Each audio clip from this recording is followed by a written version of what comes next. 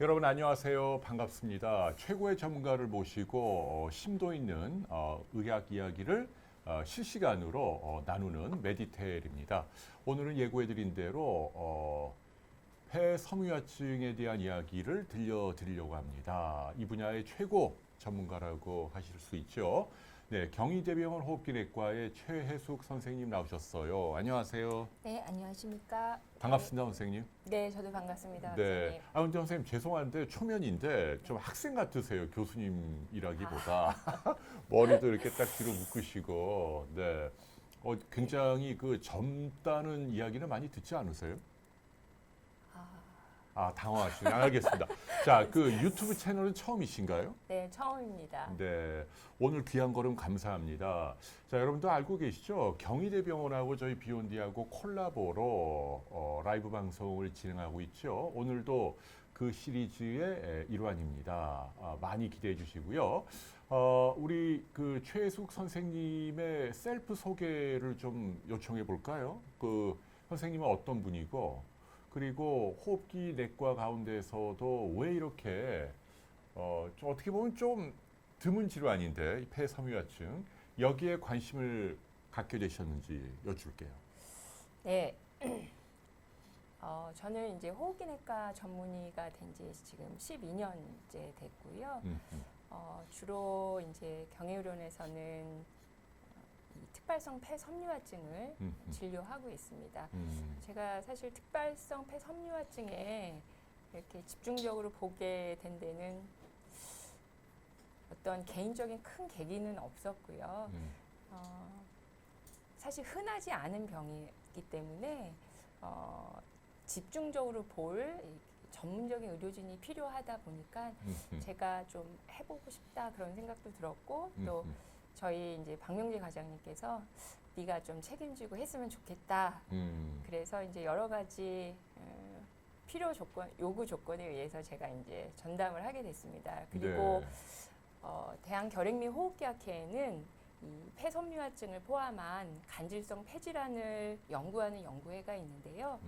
거기에 운영위원으로 참여하고 있습니다. 네, 그래요. 그러니까 그 스승님이 이걸 좀 했으면 좋겠다라고 권유하신 거네요. 네, 맞습니다. 알겠습니다. 그런데 그 스승님이 해안이 있으신 것 같아요. 이게 이제 제가 볼 때는 앞으로도 중요한 질병이 될 것 같아요. 네, 예전에는 사실 이 특발성 폐섬유증이라고 해서 폐에 국한돼서 많은 집중들이 있었는데요. 최근에 이제 새로운 신약들이 개발되는 걸 보면 폐뿐만 아니라 간, 뭐 췌장 이런 모든 것들이 염증과 섬유화에 의한 질병이 진행된다. 이런 개념들이 이제 생기고 있습니다. 그래서 이런 섬유화증은 어떤 장기에서도 굉장히 중요한 화두가 될 것 같습니다. 네, 그래서 더욱더 기대가 됩니다. 자, 오늘 주제는 이제 특발성 폐섬유화증인데 요 용어를 폐섬유화라고 하나요? 아니면 그냥 선생님 주신 대로 폐섬유증 여기 화자를 빼고 말아요? 어떻게 하나요? 예전에는 뭐 특발성 폐섬유화증, 뭐 섬유증 혼용돼서 이제 사용이 되었는데요. 그래도 하나로 이제 통일하기 위해서 폐섬유증이라고 이제 통일해서 학문적인 용어로는 쓰고 있습니다. 네, 그 대한항공의 조양호 회장이 이 폐섬유화증으로 숨졌다 뭐 이런 얘기 있잖아요. 네, 맞습니다. 그건 아마 정설인 것 같은데 이렇게 죽기도 하는 병이란 말이죠. 예, 현재까지는 이 폐섬유화증을 치료할 수 있는 약제가 없는 게 현실입니다. 그렇기 때문에 한번 발생을 하게 되면 진행을 하고 그 진행된 거를 되돌릴 수 있는 방법이 없기 때문에 사망률이 좀 높은 병에 속하고 있습니다. 근데 그 조양호 회장님은 이제 국내에서 치료하다가 미국 LA 병원에서 돌아가셨는데 그 한간에는 이제 이게 폐를 이식하는 것이 유일한 방법이다 이런 얘기가 있어요. 네, 약으로도 맞습니다. 안 될 때는 폐 이식술밖에는 방법이 없나요?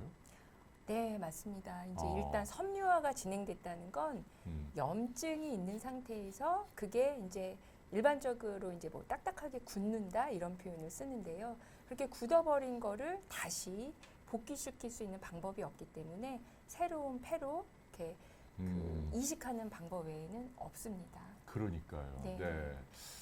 그래서 뭐 확인된 건 아닙니다만은 이제 폐이식 수술을 기다리다 숨졌다 뭐 이런 얘기도 있고요. 아무튼 그 재벌 회장을 비롯해서 뭐 그 무슨 뭐 계층과 상관없이 이 병은 다 옛날에 이제 뭐 그 탄광에서 일하는 분들에게 생기는 진폐증 이거하고는 좀 다른 건가요? 진폐증은 그 탄광에서 발생하는 분진이 폐에 침착이 돼서 발생을 하는 그 병변인데 이건 어떤 분진이 들어오거나 그런 게 아니라 폐 간질 자체에서 염증이 생기면서 간질이 이제 섬유화되는 병이기 때문에 기전은 좀 다르다고 볼 수 있지만 큰 통으로 보면 같은 이제 간질성 폐렴으로 볼 수 있겠습니다. 네, 아우 질문이 많이 들어오는데 뿌리 깊은 나무님이 우한 폐렴, 네, 지금 그 신종 코로나 또는 뭐 코로나 뭐 19, 네, 이게 완치되어도 폐 섬유화로 평생 고생한다는데 맞는 말인가요? 이런 두려움이 있는데 어떻게 보세요? 정말 정말 똑똑한 질문들을 많이 해주시는데 맞습니다. 폐렴은 폐에 염증이 생기는 거고요. 그 염증이 심해서 합병증이 남게 되면 당연히 폐가 섬유화가 되게 남게 됩니다. 그러면 기전은 다르지만 폐가 섬유화가 되기 때문에 더 이상 이제 정상으로 갈 수 없고 그 상태에서 산소화 기능이 떨어지기 때문에 당연히 고생하실 수 있습니다. 그럴 수 있다는 네. 얘기네요.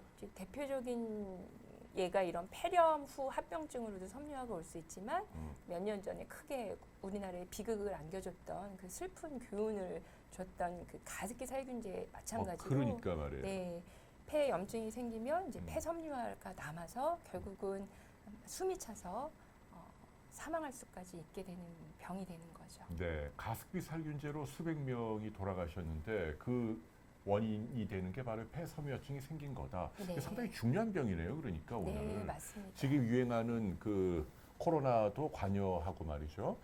근데 또 어떤 질문이 있냐면 긴짧은님이 그 이 폐섬유증에 대해서 한방에서 많이 다루는데 이유가 있나요?라고 물어보셨는데요. 네. 그 한의학에서 특히 유난히 이 병을 많이 다루더라고요. 그 마침 또 경희대는 양방 한방 같이 하잖아요. 네, 맞습니다. 답변하시기 좀 곤란해 보이시네요. 네. 근데 그 뭐 특별한 이유를 알고 계시는 게 있으면 뭐 얘기해 주세요. 우선 저희가 이제 현대의학으로 이걸 치료하거나 복귀시킬 수 있는 약제가 없기 때문에 일종의 이제 난치 희귀병이 되잖아요. 그렇기 때문에 이제 한방 쪽에서 한약을 통해서 뭔가 치료에 도움이 될 수 있는 걸 시도해 보지 않을까 이제 그렇게 좋게 생각하고 있습니다. 좋습니다. 그 정도만 그냥 마무리하고 자 지금 성현비님이 저분은 전문가신데요. 베링거 인겔하임에서 나온 약과 일본 회사에서 나온 약밖에 없고 이식을 받지 않으면 방법이 없다. 저분은 환자신가요? 많이 아시는데요. 네, 정말 전문적이고 굉장히 예리한 질문이신데요. 맞습니다. 현재 국내 승인을 받고 사용되고 있는 약은 이제 베링거 인겔하임에서 나온 닌테다닙 성분의 약과 일본에서 나온 이제 펄페니돈 성분의 약 두 가지가 있습니다. 그리고 그 약을 써도 한번 생긴 섬유화증을 복귀시킬 수는 없기 때문에 계속 진행을 늦출 수 있는 약이긴 하지만 결국 이게 진행이 되면 이식이라는 방법에는 이제 약이 없다고 보면 됩니다. 네, 최근에 외신을 보면은 또 그 새로운 신약들이 몇 개 또 나오고 있나 보더라고요. 네, 맞습니다. 네, 그 치료에 대한 이야기는 저희가 다음 시간에 자세히 다루고요. 오늘은 이 폐섬유화증이 어떤 병인지, 증상은 뭐고 진단은 어떻게 하는지 거기까지 1시간 동안 말씀을 나누도록 하겠습니다. 치료는 이번 주 목요일 날 또 해주실 거죠? 네, 맞습니다. 네. 이틀 후 목요일 오전에 치료와 이제 가장 궁금한 얼마나 살 수 있을까, 내가 얼마나 치료받을 수 있을까에 대한 예후 그리고 어떻게 관리하는 게 좋을까 말씀드리도록 하겠습니다. 네, 질문이 많아서 이게 좀 들어가야 되는데 송정숙님이 아버님이 폐렴에 섬유화가 같이 있답니다. 폐렴으로 방사선 치료도 늦춰지고 있는데 폐렴이 심해지기 전에 빨리 치료해야 되겠네요. 그 말이 맞나요? 폐렴이 아무래도 심해지면 후유증으로 섬유화증도 올 수 있다. 그렇게 볼 수 있나요? 네, 폐렴이 심해지면 염증이 이제 회복이 되지 않는 상태로 계속 있다 보면 섬유화가 당연히 진행되고요. 송정숙님 질문은 방사선 치료까지 언급한 거 봐서는 아마 폐암과 섬유화의 그러네. 폐렴이 같이 있으신 것 같습니다. 그래서 일단 섬유화는 그대로 두고 이제 폐암에 대한 방사선 치료가 중요하겠고요. 폐렴은 사실 감염성 폐렴이라면 그게 반드시 치료를 하고 방사선 치료가 진행이 돼야 될 것 같습니다. 네, 상현비님은 할아버지가 이 병을 앓다 돌아가셨다고 얘기하시네요. 자, 스완퀴님이 하와이를 간대요. 취소해야 하느냐? 하와이는 취소 안 해도 되겠죠. 네, 저라면 안 할 것 같아요. 네, 하와이는 지금 위험한 데가 중국, 마카오, 홍콩, 싱가포르, 일본도 아마 들어갈 수는 있을 것 같고, 요런 데가 좀 위험하지. 뭐 하와이나 유럽은 괜찮을 것 같네요. 네, 긴짧은님이 가습기나 향초도 폐에 안 좋다는 게 맞나요? 요거와 연관이 있나요? 네, 제가 항상 저희 환자분들한테도 많이 말씀을 드리는 건데요. 주변에도 그렇고 사실 향초라는 게 어떤 향이 가미가 된 거고 그걸 태우면 당연히 거기서 이제 여러 가지 연기에 이제 안 좋은 물질들이 섞여 있는데요.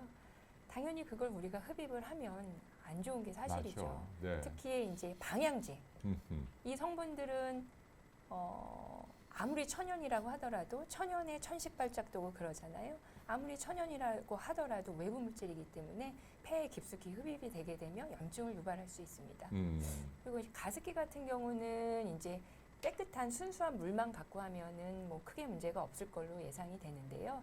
거기에 어떤 이제 수돗물의 그 소독 성분이 충분히 제거되지 않은 상태에서 하게 된다면 그런 소독 성분이 염무가 돼서 흡입을 하게 되면 폐에 염증을 유발할 수 있는 가능성은 있습니다. 네. 그러니까 하여튼 뭐 냄새가 나거나 이런 거 인위적인 걸 흡입하는 건 절대 좋은 건 아니에요. 네, 맞습니다. 네. 요것도 나중에 설명드려야지만 물어보시니까 자, 에릭센센님과 램프의 요정님이 걸리면 완전 사망인가요? 초기에 발견해도 예후가 안 좋은가요? 어떻게 보세요? 네, 걸리면 완전 사망인가요? 모든 분이 돌아가시진 그건 않습니다. 아니에요. 그 네. 부분은 좀 자세히 아실 필요가 있고 제가 이제 이런 강연에도 적극적으로 응하는 이유가 바로 저런 조금은 잘못된 정보 때문에 그러는데요. 물론 이제 과거 데이터긴 하지만 요즘은 아마 더 많이 좋아졌을 걸로 예상이 되는데 저희가 이제 폐섬유화증 초기의 환자들을 이렇게 분석을 해보면 한 4% 정도는 전혀 진행 없이 그냥 그 상태로 유지가 되시거든요. 이런 분들은 평생 이 폐섬유화증 때문에 크게 고생하실 이유가 전혀 없으신 거죠. 근데 4%면 너무 비율이 작다. 네, 근데 이제 최근에 이런 것들이 좀 더 늘어나지 않을까 예상을 하고요. 그리고 물론 이제 급속도로 진행하는 분들도 있지만 천천히 진행하는 분들도 있습니다. 그런 분들은 사실 뭐 10년, 20년 동안도 크게 문제 없이 사실 수 있기 때문에 모두가 걸리면 반드시 빨리 사망한다 이런 거는 아닙니다. 그러게요. 네. 네, 너무 비관할 필요는 없다. 네. 자, 가습기는 정제수를 써야 하나요? 수돗물 쓰고 있는데 수돗물 써도 큰 상관 일반적으로 없겠죠? 모두 수돗물을 쓰고 있고요. 근데 이제 수돗물에는 사실 이제 그 소독 성분이 있지 않습니까? 그래서 좀 받아서 약간 상온에 두고 좀 시간이 지난 다음에 쓰는 게 조금 더 좋겠다고 생각합니다. 네, 자 딸기 80님이 또 질문을 증상과 관련돼서 기침 가래가 감기 비염에도 있는데 폐섬유화증과는 어떻게 다른가 물어보시는데 짧게 답변해 주시고 이제 들어가죠, 네. 선생님. 네. 감기 비염은 이제 상기도 감염에 의한 또는 상기도 알레르기에 의해서 발생하는 증상이고요. 폐섬유화증은 이제 말 그대로 폐에 있는 그 염증 때문에 기침과 가래가 나는 거니까 발생하는 위치도 다르게 되겠죠. 그러네요. 자, 그럼 이제 한번 들어가 볼까요? 네. 자, 첫 번째 슬라이드를 네. 띄우겠습니다. 예쁘게 잘 만드셨네요. 네, 콜라보. 그다음 볼까요? 자, 먼저 이제 특발성 폐섬유증에 대해서 제가 간단히 설명드리면 특발성 폐섬유증이란 간질성 폐질환의 한 종류입니다. 제가 이제 환자분들께 간질성 폐질환입니다 그러면은 깜짝 놀라세요. 일단 간질 우리가 알고 있는 간질이라는 거는 이제 그 어떤 병변 일으키는. 네, 네. 그거를 먼저 떠올리셔서 내가 왜 간질이 이제 이렇게 반응을 하세요. 근데 간질은 폐에 있는 그 해부학적인 구조를 말합니다. 그래서 간질성 폐질환은 폐 간질부의 증식과 함께 다양한 염증 세포들이 충민이 돼서 폐 섬유와 콜라겐 침착을 보이는 질환을 총칭하는 말입니다. 그러면 도대체 간질이 어딜까 보시면은 여기입니다. 네, 간질은 네, 어떤 폐 특정 부위를 말하는 거예요. 네, 요게 이제 저희가 허파과리라고 하는 폐포가 되겠고요. 공기주머니. 네, 맞습니다. 폐포, 세포, 혈관 내피가 되겠는데 이런 허파과리들을 하고 맞닿아 있는 이 부분을 간질이라고 그럽니다. 네, 사이에 네. 있다 이렇게 연결해 주는. 맞습니다. 여기에 이제 어. 간질 세포들이 섬유 모세포들이 존재하게 되고요. 이 간질에 염증이 생기고 이 섬유 모세포들이 증식을 하게 되면 이곳의 염증과 섬유화가 진행이 돼서 두꺼워지게 되는 거죠. 이게 두꺼워진다는 네, 얘기죠. 맞습니다. 네, 이 두께가. 그러니까 요게 요 안에 이제 공기가 차 있는 거죠, 하얗게. 네, 예, 맞습니다. 근데 이제 요게 이렇게 탄력이 있어야 되는데 요 사이에 해당되는 세포나 조직이 간질인데 이게 비정상적으로 두꺼워진다 그 얘기인가요? 네, 맞습니다. 그런 걸 이제 간질성 폐섬유 폐질환이라고 하고 어. 그 중에 하나가 원인 없이 오는 특발성 폐섬유증이라고 합니다. 그 용어가 이제 여러 개 잠깐만요, 네. 선생님. 그 특발성이란 말이 이게 뜻이 뭐예요? 특발성은 이제 이유 없이 원인을 원인 모르는, 없이 네. 네, 맞습니다. 특발성 고혈압처럼 네, 그 맞습니다. 원인을 모른다는 특발성이고 폐에 섬유화증이 생기는데 그 부위가 어디냐면 요 간질이다 그 얘기시네요. 네. 좋습니다. 네. 그래서 요거를 조금 더 이해하기 쉽게 그림으로 표현해 드리면 조직 검사 폐를 이렇게 잘라서 염색을 하면 이게 정상적인 폐포를 싸고 있는 간질입니다. 굉장히 얇죠. 네. 그런데 이 간질에 염증이 생기고 섬유화가 돼서 두꺼워지면 오, 이렇게 되는 겁니다. 세상에 막 네, 이게 다 섬유화가 된 거네요. 네 맞습니다. 이쪽에도 세상에. 조금 진행이 돼 있고요. 어. 이런 데는 이제 많이 진행이 된 거가 그러니까 되겠습니다. 왼쪽 여기가 정상인데 네. 이게 비정상. 오늘 폐섬유화증 질병이라는 얘기네요. 네 맞습니다. 와, 이 현미경으로 본 거예요. 네. 네. 그래서 이게 이제 간질성 폐질환이 되겠고요. 음, 이런 간질성 폐질환은 특발성 폐섬유화증만 있는 게 아니라 음, 네 가지로 크게 나눕니다. 음, 그래서 이제 여기 보시듯이 특발성 이유 없이 음. 간질의 염증이 생기는 병이고요. 이거는 아까 말씀하셨듯이 이런 성명 같은 어떤 환경성 분진을 흡입해서 발생하는 간질성 폐질환이 되겠고, 탄광 같은 데서. 네 맞습니다. 그리고 이건 약물이나 어떤 방사선 치료에 생기는 이런 간질성 폐질환이 되겠습니다. 오. 우리가 이제 외부 물질을 흡입해서 가습기 살균제 같은 거를 흡입해서 생기는 것도 이런 간질성 폐질환, 뭐 환경성에 속하게 되겠죠. 어허. 그리고 이제 류마티스 관절염이나 홍반성 낭창 같은 걸 앓는 분들이 꽤 많으실 텐데요. 네. 이런 병을 앓고 있을 때 폐를 침범해서 류마티스 관절염에 의한 폐 간질성 폐질환, 어. 전신성 홍반성 낭창에 의한 간질성 폐질환 등이 있습니다. 어허. 네. 그리고 네. 요 오늘 하려는 맞습니다. 특발성. 네. 이런 원인이 없이 그냥 음. 자체적으로 생기는 게 특발성 폐 간질성 폐질환이 되겠습니다. 네, 요거는 이제 사실은 의대생들의 시험 족보인데, 그죠? 이렇게 딱 나눠갖고 뭐. 근데 이제 여러분들도 이제 오늘 또 방송은 또 혹시 환자분들이 많이 보실 것이기 때문에 조금 깊게 설명을 해드리고요. 자, 그러면 아까 말씀하신 그 우리나라를 떠들썩하게 만들었던 가습기 살균제로 인한 폐섬유화증은 어디로 들어가는 거예요? 그거는 특발성은 아니죠. 원인이 있으니까. 네, 맞습니다. 환경성으로 보시면 되겠습니다. 환경성으로. 네. 그러면 그 만일 지금 그 중국에서 비롯된 현재 그 코로나 그 폐렴 뒤끝으로 폐섬유화증이 생기면 그거는 이 네 개 중에 어디로 들어가야 하나요? 어떤 이제 이런 그 저희가 이 간질성 폐질환은 이제 이런 네 가지로 나누는데요. 네. 염증에 의해서 섬유화가 오는 거는 이런 간질성 폐질환으로 분류된다기보다는 염증에 따로. 의한 합병증, 염증에 의한 합병증으로 섬유화가 온다고 하는데 궁극적인 이제 결과는 같습니다. 섬유화가 돼서 결국 그러니까. 산소화가 안 된다는 거죠. 와, 그러면 그 말씀을 다시 한번 상기시켜 드립니다만은 현재 그 확진 환자분들 가운데 이제 다행히 바이러스는 다 죽고 이제 치료가 돼도 네.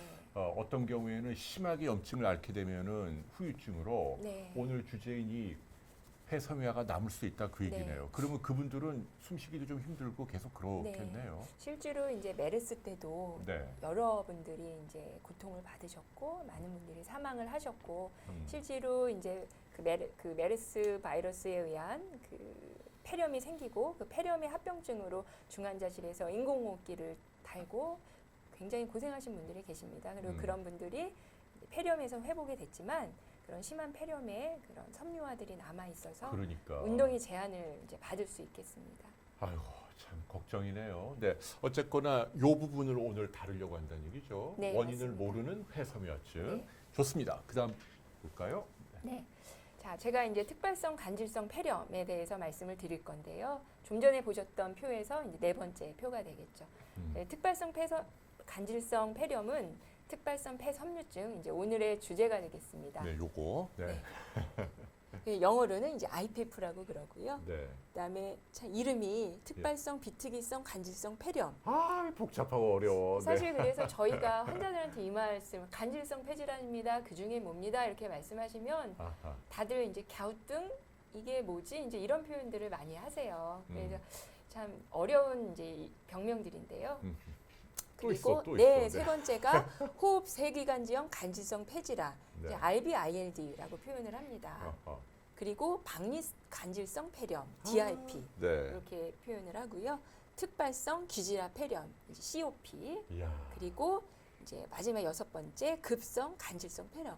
6가지를 크게 나누고 그 중에서 이제 가장 흔하고 많이 이제 접하는 질환들이 특발성 폐섬유증이 되겠습니다. 그러니까 오늘 저희는 가장 흔한 요거를 다룰 건데 요거와 비슷하지만 반드시 구별을 해야 하는 질병들이 이렇게 많이 있다. 아, 그 의대생들이 머리에 쥐나는 이유가 뭐 이런 거 다 외워야 되거든요. 근데 오늘은 근데 요 메뉴의 거를 자세히 해주신다는 얘기죠. 네, 맞습니다. 요 아래 거는 그냥 이런 게 있다는 정도로만 알아두시면 되겠습니다. 네. 그다음 볼까요? 그러면 이제 드디어 오늘의 이제 주제입니다. 네. 특발성 폐섬유증이란 무엇일까? 도대체 얼마나 많은 사람들이 이 병을 앓고 있을까요? 10만 명당 10명입니다. 그러면 오. 사실 어떻게 보면 많을 수도 있고 어떻게 보면 적을 수도 있는데요. 이제 국내 데이터가 중요하겠죠. 한 10만 명당 1.7명이고 이제 저희 그 결핵 및 호흡기학회에서 이 간질성 폐질환 연구회에서 2002년부터 2008년, 2012년부터 2018년까지 이제 전국에 이 폐섬유화증 환자를 조사한 데이터가 있습니다. 보면 2002년부터 8년까지는 한 1,800명 정도 되고요. 2012년부터 한 2019년까지는 한 1,500명 정도 됩니다. 그래서 그렇게 아주 흔한 병은 아니죠. 그래서 나라에서도 희귀 난치 질환으로 이제 산정특례라고 해서 나라에서 90% 이상의 그 진료비를 이렇게 대주고 있습니다. 다행이네요. 네, 맞습니다. 그러니까 희귀 질환에 대한 특혜가 있다는 얘기죠. 네. 근데 이 환자가 아무튼 우리나라에 한 1,500에서 700 정도 있다. 네. 그러면 희귀 질환이 맞긴 하네요. 네. 좋습니다. 다음 볼까요? 네. 그럼 누가 잘생길까 이제 궁금하실 것 같은데요. 음. 남자가 여자보다 2배 이상 많이 생기는 걸로 나와 있습니다. 남자한테 불리하네요. 네. 그리고 나이가 들수록 더 잘 발생하는 걸로 되어 있는데요. 네. 실제로 진단되는 평균 나이가 65세, 70세가 되겠습니다. 야, 역시. 네. 물론 이제 젊은 분들도 있습니다. 50대 분들도 있으시고요. 아하. 그리고 담배 피우시는 분들. 아하. 사실 제가 이제 전자담배 때문에도 많이 그 강연을 하고는 있는데요. 네. 담배 피우시는 분들 주목하십시오. 담배를 왜요? 피우게 되면 예. 폐섬유화증이 비흡연자에 비해서 3배 이상 높은 걸로 되어 와, 있습니다. 3배면 네. 300%인데. 이렇게 보면 사실 특발성 폐섬유화증이 원인을 모른다 그러는데 흡연자에서 많거든요. 그럼 흡연이 과연 특발성 폐질환의 원인으로 작용할 수 있지 않을까? 그렇죠. 추정을 해볼 수 있는 거죠. 그렇기 때문에 흡연은 가능하면 안 하시는 게 좋겠습니다. 그리고 그러네요. 그 외에 이제 외부 환경 물질이 흡인을 통해서 생길 수도 있지 않을까 추정을 해보고요. 감염이나 이제 위식도 역류. 저희 이제 위식도 역류는 많은 분들이 겪고 있는 질병 중에 하나인데요. 폐섬유화증 환자들 분석을 해보면 84%가 이제 위식도 역류를 동반하고 있습니다. 그래서 이 위식도 역류도 이제 폐섬유화증이 잘 생길 수 있지 않을까 예상을 해봅니다. 네. 그리고 폐섬유화증이 있다면 어떤 병이 잘 생길까요? 보면 폐암이라고 되어 있습니다. 야, 이거는 맞는 얘기구나. 네. 폐섬유화증이 있으면 그런 분들에게 폐암도 잘 생긴다. 네. 저희가 이제 COPD라고 만성 폐쇄성 폐질환에서 보이는 폐기종이요. 이것도 담배를 피워서 생기는 병인데 폐기종이 없는 환자에 비해서 폐암 발생률이 7배, 8배 이렇게 올라가는 걸로 되어 있고요.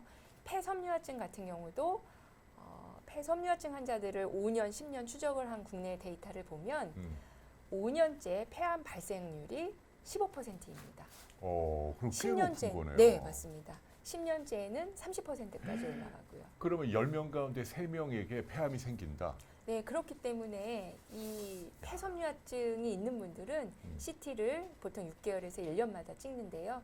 찍으면서 폐암 여부를 좀 확인할 필요가 있고 특히 폐기종이나 폐섬유화증이 폐암을 이제 증가시킬 수 있는 위험인자가 되기 때문에 공통 위험인자인 흡연을 안 하실 필요가 있겠습니다. 네, 담배가 굉장히 깊게 관련이 네, 있네요. 맞습니다. 좋습니다. 네.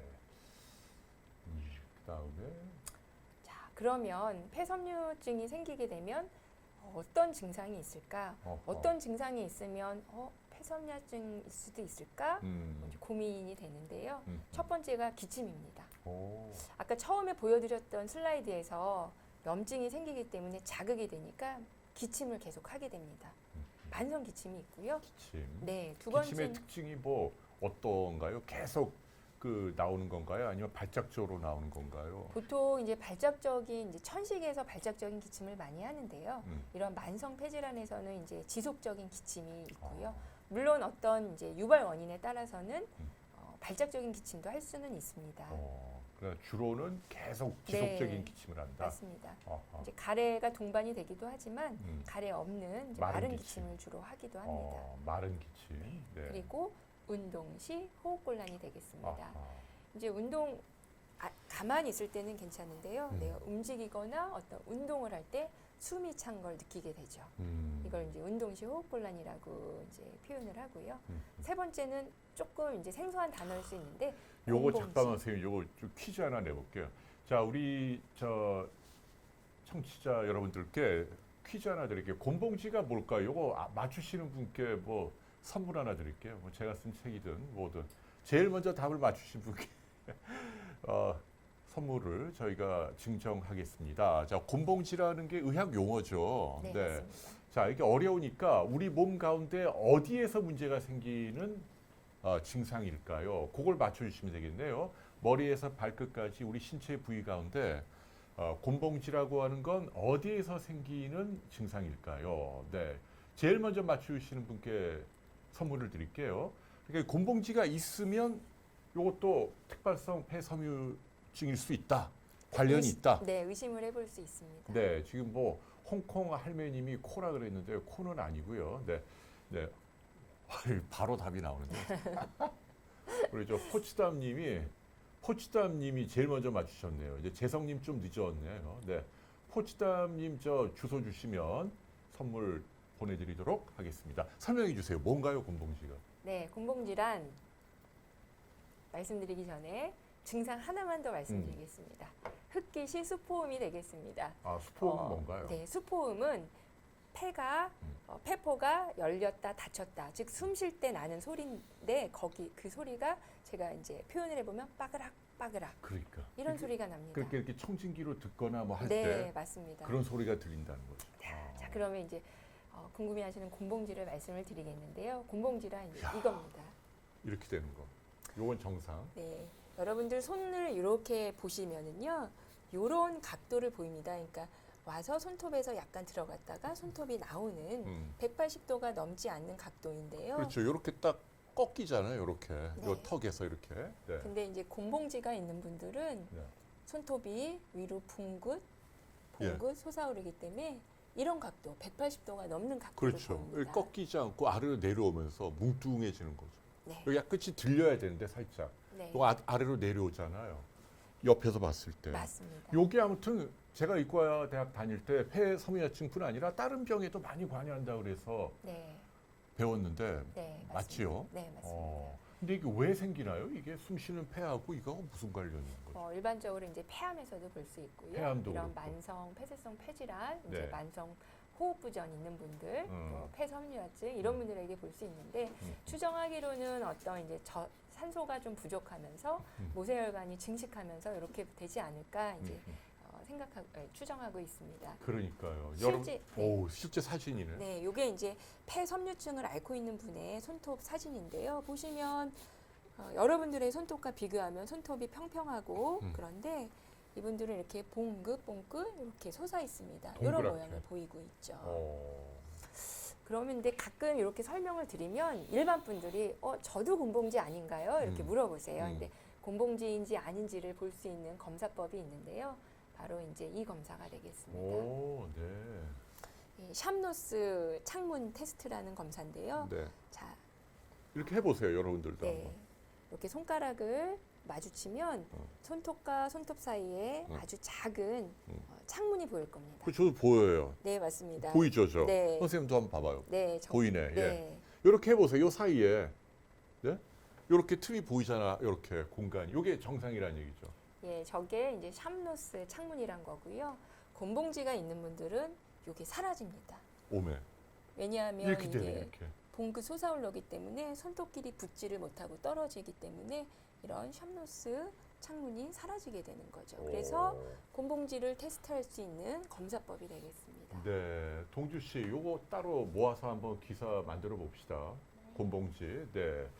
양념 게장 쿠퍼님이 손끝까지 산소 전달이 안 돼서 그런 건가요? 네, 전체적으로 이 만성 폐질환이 있는 분들은 산소가 부족하게 됩니다. 그래서 손끝과 이제 전체적인 동맥혈 내에 산소가 부족하기 때문에 네. 모세혈관이 산소가 부족하니까 더 많은 산소를 조직에 전달하기 위해서 증식이 되는 거죠. 그래서 이렇게 될 거라 예상하고 있습니다. 네, 0200 미니님이 10,000원이나 기부해 주셨네요. 네, 감사합니다. 자, 클라우디아 001님이 이 곰봉지는 폐섬유화증의 100% 나타나는 증상인가요? 100%는 아니겠죠? 모든 환자들이 나타나진 않는데요. 그 진행이 되면은 대부분에서 나타나게 됩니다. 대부분에서. 네, 맞습니다. 왜냐하면 초기 환자들은 보이지 않지만 이게 진행이 되면 결국은 산소가 많이 부족한 상황이 저산소증이 진행이 되다 보니까 곰봉지 패턴을 보이게 됩니다. 이게 폐도 그렇고 심장이 안 좋아도 이런 게 네, 나타나잖아요. 지금 글로리님이 우리 아빠가 손이 이런데 어느 과를 가야 하나? 어느 과를 가야 돼요? 호흡기 내과? 우선은 이제 손 자체가 손이 저럴 때 아까 보여드렸던 그 테스트를 해보시고요. 이게 이제 곰봉지예요 하고 실제로 왔는데 보면 곰봉지가 아닌 분들이 많으세요. 그래서 반드시 이제 이런 창문이 있으면 걱정을 안 하셔도 되고요. 손이 이런 곰봉지다라고 의심이 되는데 숨이 차다 그러면 먼저 호흡기내과를 방문하시는 게 좋겠고요. 가슴 통증이나 이런 게 있다, 다리가 붓는다, 누우면 숨이 차다 이런 거는 이제 심장에 문제가 있을 수 있기 때문에 심장내과를 좀 먼저 가보실 필요가 있습니다. 네. 0200 미니님이 네일 아트 때문에 이게 확인이 안 된다는데 그럴 수도 있나요? 이렇게 뭐 이렇게 두껍게 바르면? 네일 아트를 한다고 하더라도 손톱이 봉긋 솟는 게 아니라 전체적으로 이제 두꺼워지는 거니까 그렇죠. 네, 곰봉지하고는 반드시 구별이 됩니다. 럭히드 마틴님이 또 이름이 멋있네요. 럭히드 마틴인데 아까 말씀하신 그 샴로스의 창문이 클수록 좋은가요?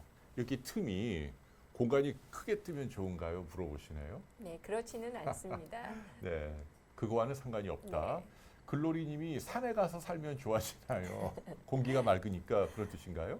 제가 서울에 오기 전에 이제 경상북도 경주에서 한 9년 정도 살았는데요. 서울에 계속 살다가 30대에 이제 경상북도 경주에 있었는데 경주에서 진료를 하면서 서울에 계신 분들이 이제 산속에서 좀 공기 좋은 곳에 있고자 오신 분들이 호흡곤란으로 오신 분들이 꽤 많습니다. 어떤 문제가 있냐면 공기는 맑고 좋은데 거기서 이제 소나무나 이런 데서 이제 송진가루, 그 소나무 가루가 송화가루가 날리잖아요. 그러면은 이제 천식이 있는 분들은 천식 발작이 올 수 있고요. 천식이 없는 분들도 어떤 그런 천식이 생기면서 오는 경우가 있습니다. 그래서 공기가 좋은 건 좋습니다. 그거는 명확한 사실인데요. 자연에서 나오는 꽃가루나 이런 화분 때문에 또 다른 이제 알레르기 같은 게 자극이 될 수 있고요. 그런 게 흡입이 돼서 또 염증을 유발할 수 있는 단면이 있습니다. 네. 그렇기 때문에 이제 공기가 좋다는 거의 가정은 그런 이제 환경성 알레르기가 물질이 없다는. 네, 환경성 외부 분진이 없다는 게 또 가정이 돼야 합니다. 어허, 네. 이재성님이 폐섬유화증과 기관지 확장증이 관계가 있나요? 아, 완전히 다른 병이긴 한데. 또 네, 관계가 완전히 있나요? 다른 병이지만 폐섬유화증이 생기면 견인성 기관지 확장증이 생깁니다. 나중에. 네. 어허. 굉장히 예리한 질문이시고요. 어허. 폐가 섬유화가 되면은 그 간질이 이렇게 섬유화가 돼서 우그러 이제 굳잖아요. 그런 기관지가 따라가면서 늘어날 수밖에 없습니다. 그거를 견인성 기관지 확장증이라고 하는데 기관지 확장증이라는 병 자체하고는 이제 좀 다릅니다. 기관지 확장증은 기관지가 크게 늘어나는 병인데 그러니까. 폐섬유화증은 이제 섬유화 때문에 딸려가면서 늘어나는 거니까 좀 다르다고 이제 굉장히 미미하다고 볼 수 있습니다. 기관지 확장증도 무서운 병이더라고요. 네, 나중에 맞습니다. 기회 되면 한번 또 선생님이나 아니면 경희대 또 다른 호흡기내과의 선생님 모시고 말씀 나눴으면 합니다. 왜냐하면 저 대학교 1년 선배인데 미국의 대학 교수로 있으면서 이렇게 뭐 비타민 연구를 많이 한 분인데 저걸로 돌아가셨어요. 한창 나이 때. 아, 그게 좀 무서운 병이더라고요. 기관지 확장증이 또 이제 심하면은 그렇지 않은데 경미한 분들은 이제 병원을 많이 여러 군데를 다니는 대표적인 병 중에 하나입니다. 저희가 이제 병원 쇼핑이라는 표현을 하는데 경미한데 증상은 있고 불편하고 낫지는 않고 그래서 여러 병원을 이제 다니시는 분들이 꽤 많습니다. 네. 자, 질문이 계속 들어오는데 또 어떤 질문이 있냐면 어희선업이란 분인데 손톱에 이렇게 세로 줄로 굴곡이 많이 있고 뭐 갈라지고 그거는 이거하고는 상관이 없죠. 네, 상관이 없고 이제 저런 거는 뭐 빈혈이나 빈혈, 네, 네. 이런 것도 많이 생각해 볼 수 있기 때문에 피부과에 가셔서 상담을 하시면 도움이 될 것 같습니다. 네, 검정색 세로줄이 점점 더 커진다. 그러면 또 어떤 분들은 그게 또 피부암일 수도 네, 있다 뭐 이런 네. 얘기하니까 피부과 한번 가보시는데 의학적인 그 중증도로 보면 이게 훨씬 더 위험한 거죠. 이게 나오면 무조건 병원에 가야 되는 거죠. 네, 공봉식. 맞습니다. 아이고 국내 첫 사망자가 발생했다네요. 지금 네. 이런 속보네. 네, 뿌리 깊은 나무님이 어떡하냐 이거. 그러니까 이게 지금 이 코로나 이게 방심하면 안 돼요. 제가 계속 어제도 라이브로 말씀드렸습니다마는 중국에서 뻔히 지금 이런 상황이 생기는데 우리나라는 물론 다들 노력은 하시지만은 아이고, 사망자까지 나왔다네요. 우리가 더 경각심을 가져야 할 것 같네요. 자, 진행을 계속 해볼까요, 선생님? 네. 자, 이런 증세가 있고, 네, 그다음에 다음 보시겠습니다. 네, 자, 그러면 이제 이런 증상을 갖고 있는 분들이 오게 되면 제일 먼저 하는 검사가 가슴 엑스레이가 되겠습니다. 가슴 엑스레이를 보시면 이게 이제 특발성 폐섬유증 환자의 엑스레이입니다. 뭐가 이상하지? 잘 모르시겠으면 이분의 7년 전 사진을 보겠습니다. 야, 옛날 정상일 때, 네, 이분 7년 전 보시면은요, 요 밑을 좀 중점적으로 보세요. 사실 이때도 아주 깨끗한 건 아니지만, 이때와 비교를 하면 뭔가 더글더글 뭐가 이렇게 그물 같은 게 깔려 있는 느낌이 나실 겁니다. 그죠, 요런데. 네, 그리고 하얗게 뭐가 막이 끼고 그물이 걸려 있는 느낌. 어, 이때와 비교하면 명확하게 아실 수 있습니다. 네, 엑스레이로 찍어보면, 네. 네, 저게 이제 폐섬유증에서 볼 수 있는 엑스레이 특징이고요. 음. 저희가 이걸 보면 폐섬유증이 의심이 된다고 CT를 찍읍시다라고 설명을 드립니다. CT를 찍으면 이런 특징을 보이게 되죠. 아까 그 엑스레이 모양에서 보시면 아래 이런 그물 모양이 있게 되겠고요. 네, 아까 기관지 확장증 질문하셨는데 이 그물 모양 때문에 기관지가 당겨지면서 이렇게 늘어난 걸 볼 수 있습니다. 그러니까 이게 벌집 모양이네요, 확실히. 이게 네, 진짜. 맞습니다. 네, 벌집 모양처럼. 네, 요거를 이제 다른 단면으로 보시면 이런 동글동글한 낭종들이 이렇게 모여 있고요. 이제 견인성 기관지 확장증, 그물 모양의 이상인데 네. 이거를 이제 저희가 허니쿠밍, 벌집 모양의 변화라고 표현을 합니다. 그러니까 왜- CT를 찍어보면 이건 대번 알 수 있겠네요. 네. 아. 근데 왜 벌집 모양이라고 표현을 하냐 하면 네. 벌집 비슷하다. 모양과 똑같기 때문입니다. 그래서 오. 우리의 폐가 원래는 이렇게 폐포가 네. 공기가 차서 이렇게 보여야 되는데 네. 염증으로 지금 다 파괴가 돼서 어. 이렇게 구멍이 슝슝슝 나 있습니다. 그래서 벌집 모양의 이게 전형적인 폐섬유화증의 특징이 되겠죠. 이걸 보시면 폐섬유증이다라고 누구나 진단을 할 수가 있겠습니다. 그러니까 이 병이 의심되면 그 CT는 반드시 찍어야겠네요. 네, 필수 조건이 되겠습니다. 네, 알겠습니다. 간혹 CT를 찍기를 원하지 않는 분들도 계시는데요. 아하. CT가 진단의 필수 요건인 걸 꼭 명심해 주십시오. 네, 어떤 분들은 또 방사선 때문에 네. 너무 두려워하는데 이때는 얻는 게 훨씬 크니까 이해득실을 따질 때 죄송합니다. 네, 그러니까 이때는 반드시 해야 한다 그 얘기예요. 네, 맞습니다. 자, 아까 보여드렸던 엑스레이의 그 CT 소견을 보시면은요, 어허. 이렇게 돼 있습니다. 그러니까 네. 대번 알겠네요. 아까 그 70대 방문하셨을 때 엑스레이에서의 그 CT 모양이 이렇게 되겠고요. 이분의 현재는 이렇게 아유, 됩니다. 그래서 결국은 점점 이렇게 차올라오게 위로 되겠죠. 올라오네 이렇게. 항상 이 기저부 밑에서부터 시작을 하게 되겠고요. 이 늑막에서 시작을 해서 점점 이렇게 차올라오게 되겠습니다. 그래서 네. 이쪽도 요만큼 있다가 이렇게 많이 생긴 걸 볼 수 있고 요만큼 있던 폐섬유화증이 이렇게 올라간 걸 볼 수 있습니다. 6년 사이에 이렇게 나빠진 네. 거네요. 이런. 지금은 이제 산소를 하고 이제 살고 계시는 거고요. 보시면 이제 여기도 이렇게 없던 것들이 이렇게 생기게 되죠. 근데 제가 이걸 왜 말씀을 드리냐 하면 여기서는 잘 안 보이실 수 있겠는데 이 사진을 보시면은요. 이분도 이제 폐섬유화증이 있는 분인데 위에 보시면 이렇게 구멍이 나 있습니다. 어디 구멍이? 이게, 그러네. 네. 요 구멍이 보이시나요? 네. 요거. 자, 네. 이거를 왜 까만 말씀드리냐면 폐섬유화증에서도 흡연자가 문제였고 요건 폐기종입니다. 폐에 스펀지처럼 구멍이 뽕뽕 뚫린 폐기종인데요. 요거는? 담배를 피우면 어. 폐기종도 생기고 폐섬유화증도 생길 수 있다는 거죠. 그렇기 때문에 담배는 반드시 끊어야 되는 해악 중에 하나라고 말씀드리고 싶습니다. 그러니까 담배 때문에 폐 기종까지 네. 덧붙여서 생겼다. 네. 담배 피우는 분들은 저렇게 폐섬유화증과 폐기종이 같이 동시에 오게 되니까 숨찬 게 배가 되겠죠.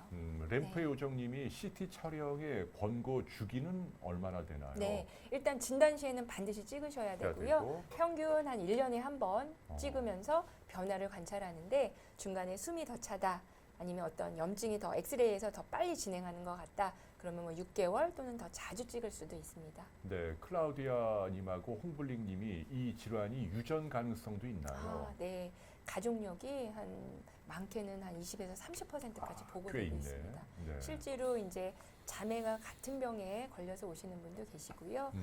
부모님, 네, 그 다음에 이제 자제분이 또 같은 병으로 이제 돌아가신 분도 있고 그렇기 때문에 가족력이 있을 수 있습니다. 네, 치료를 하면 진행을 늦출 수 있다는 거죠. 그 이야기는 이번 주 목요일 날 2부에서 말씀드릴게요. 네. 자, 또 볼까요?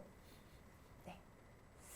자, 그러면 이제 CT 저희가 엑스레이 증상이 이렇고 엑스레이를 찍었고 CT를 찍어서 폐섬유화증이다라고 진단을 했어요. 그럼 거기서 끝나냐? 그러지 않습니다. 왜냐하면 아까 말씀드렸듯이 환자가 얼마나 숨이 찬지를 봐야 되거든요. 그러면 이제 반드시 필요한 검사 중에 하나가 CT 더하기 폐기능 검사가 되겠습니다. 이렇게 폐기능 검사는 이제 코를 막고 입으로 후 부는 이제 검사가 되겠고요. 이 검사를 통해서 내 폐활량이 얼마나 되는지 알아볼 수 있고 폐 확산능, 그러니까 산소를 몸으로 전달하는 능력을 보는 거죠. 그래서 중증도를 볼 수 있습니다. 폐섬유증이 심하구나, 덜 심하구나, 괜찮구나, 이런 걸 좀 구별할 수 있습니다. 폐활량을 네, 체크하는 거죠. 맞습니다. 그리고 6분 동안 걸으면서 내가 어허. 얼마나 걸을 수 있는지, 아까 이제 운동성 호흡곤란을 설명을 드렸는데 운동하면 산소가 얼마나 떨어지는지 이제 볼 수 있겠습니다.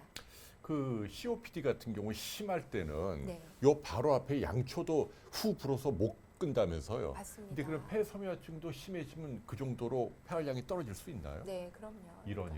야. 이제 상상이 COPD는 되죠. 네, COPD는 기도가 좁아지고 이제 폐기종이 생기는 건데 얘는 간질에 염증이 생겨서 결국은 산소 전달이 안 되게 되니까 똑같이 숨이 차게 됩니다. 아이고, 6분 걷는 것도 힘들 수 있다 그 네, 얘기네요. 세상에. 보통 6분 못 걸으시는 이제 심한 경우는 뭐 1분도 채 못 걷습니다. 그리고 1분만 걸어도 산소 포화도가 뭐 80%까지 떨어지기 때문에. 그리고 이제 세 번째로 이제 혈액 검사가 반드시 필요합니다. 왜냐하면 아까 이제 폐섬유 간질성 폐질환을 이제 4개로 나눴었잖아요. 특발성 외에 원인이 있는 것들, 특히 이제 류마티스성 폐질환이나 그 SLE 폐질환 같은 경우는 자가항체를 이제 검사해서 자가항체가 있다면 그런 병이 아닐지 이제 의심을 해볼 수 있습니다. 근데 자가항체가 음성이어야 또는 음성이 양성이어도 증상이 없어야 이제 특발성 폐질환이라고 볼 수 있습니다. 네. 그리고 4번째로 기관지 내시경을 해서 그 염증 세포의 그 퍼센트를 구별을 해보는 거죠. 이런 검사들도 다 함께 해야 한다라는 네, 맞습니다. 얘기네요. 근데 이런 검사 뭐 CT 포함해서 네. 다 그 희귀 질환으로 분류가 되기 때문에 이분들은 건강보험 혜택을 많이 받을 수 있는 거죠. 네, 맞습니다. 네. 이제 그런데 진단하기 전까지는 저희가 진단을 못 하잖아요. 그러니까 그러네. 검사비는 이제 할수 기존대로 다 내야 되는데 진단 진단을 하면 그때부터 이제 적용이 되는 거죠. 그게 이제 보통은 20% 내잖아요. 그 전체 네, 네, 치료비에. 맞습니다. 진단 전까지는 20% 정도 본인 부담을 하는데 딱 진단이 내려지면 그때는 이제 중증 환자로 네. 분류가 된다는 얘기죠. 그래서 이제 10%만 내면 되기 때문에요. 다행이네요. 경제적으로 많이 도움이 되시죠. 네, 상크미 님이 폐결핵을 앓은 사람은 나이 들어 폐기종이 100% 생기나요? 폐결핵하고 폐기종이나 폐섬유증하고 관련이 있나요? 결핵하고? 폐결핵은 마찬가지로 결핵에 의해서 염증이 생기는 거고 그 염증 후유증으로 이제 합병증으로 섬유화증이 남죠. 이제 이런 섬유화증은 아닌 거죠. 쉽게 설명드리면 우리가 이제 수술할 때 칼로 이렇게 피부를 째잖아요.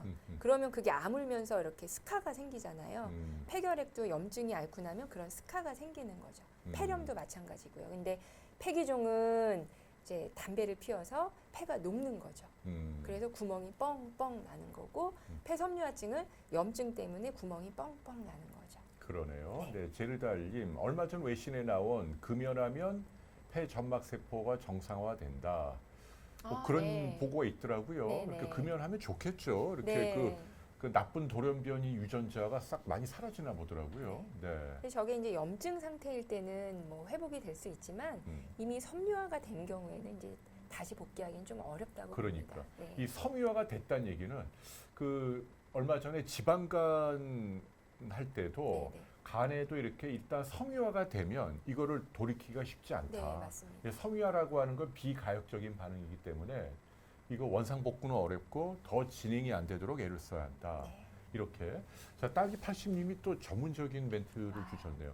KL6 농도를 피검사로 하면 진단이 가능하다. 저도 모르는 얘기인데 그게 맞습니까? KL6가 뭐예요? KL6는 예. 이제 그 피 검사를 하는 건데요. 어. 폐에 있는 그 폐에 간질성 폐렴이 있게 되면은 거기서 나오는 물질이고 그게 이제 혈액을 통해서 이제 순환이 되기 때문에 피 검사로 알 수 있는 건데요. 저걸로 진단을 할 수 있는 건 아닙니다. 하지만 폐섬유화증 환자들을 피 검사를 하면 저게 증가돼 있죠. 그래서 KL6가 높아지는 병은 폐섬유화증만 있는 게 아니라 간질성 폐렴에선 다 올라갈 수 있지만 그 외에 이제 뭐 과민성 폐렴 그리고 폐섬유화증 이런 것에서 다 올라갈 수 있습니다. 근데 이제 저게 도움이 되는 거는 왜 도움이 되냐면 KL6 농도가 높으면 예후가 좀 안 좋을 거다. 아니면 이제 급성 악화가 자주 올 거다. 이제 이렇게 저희가 예측을 할 수 있기 때문에 처음에 검사를 해두면 환자분한테 좀 더 저희가 예후 관리를 더 이제 신경 써서 할 수 있게 되겠죠. 네. 네, 선생님 어떠세요? 우리 이 시청자들의 수준이 대단하시죠? 네, 저 너무 놀랐습니다. 네. 저도 이거 오늘 폐섬유화증 이거 지금 뭐 전국에 뭐 1, 2천 명밖에 안 되는 병인데 많이들 오실까 했는데 꽤 많은 분들이 관심을 갖고 봐주고 계시네요. 자, 또 있나요, 선생님? 네. 이제 거의 끝나가는데요. 네, 거의 끝나갑니다. 자, 그러면 네. 이제 제가 증상, 엑스레이, CT, 추가 검사 말씀드렸습니다. 그러면은 이제 그럼 도대체 조직은 어떨까? 조직 검사는 자, CT에서 아까 보여드렸던 전형적인 특발성 폐섬유화증 소견이 보이면 조직 검사는 할 필요가 없습니다. 하지만 전형적인 소견이 아니라면 조직 검사를 해야 됩니다. 아하. 아까 이제 CT만 보셨는데요. 실제로 폐섬유화증 환자의 폐입니다. 이제 이쪽은 약간 이제 정상 소견이 있을 거고요.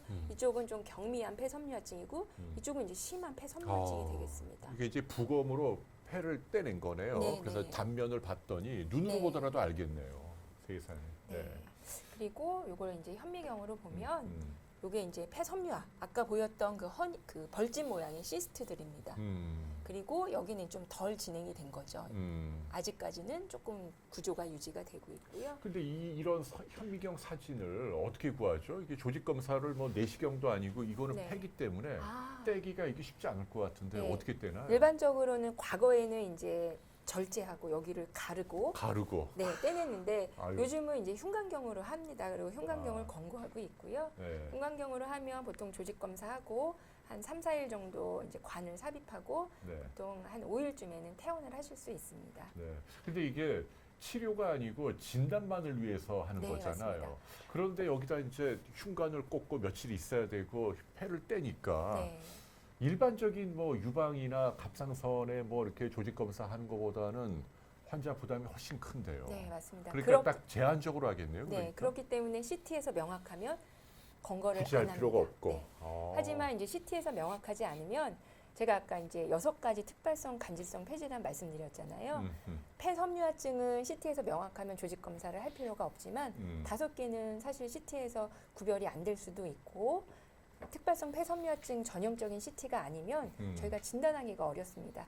그럴 때는 조직 검사를 하게 되고 흉곽경을 이용하게 되는 거죠. 그러네요. 흉곽경이니까 뭐 이렇게 절개하진 않고 네. 가느다란 도관만 들어간다. 네, 좋습니다. 네. 그래서 그다음 볼까요? 네. 그래서 이것도 이제 마찬가지 이쪽에 약간 정상적인 구조가 유지되고 있고요. 여기에 이제 섬유화증이 좀 진행되고 여기 이제 많이 진행이 된 섬유화증입니다. 예. 그렇기 때문에 숨이 많이 차게 되겠죠. 산소 전달이 안 되니까. 그러니까요. 그러니까 네. 이게 섬유화증이란 말이 이제 흉터잖아요, 일종의 딱딱한 네. 흉터.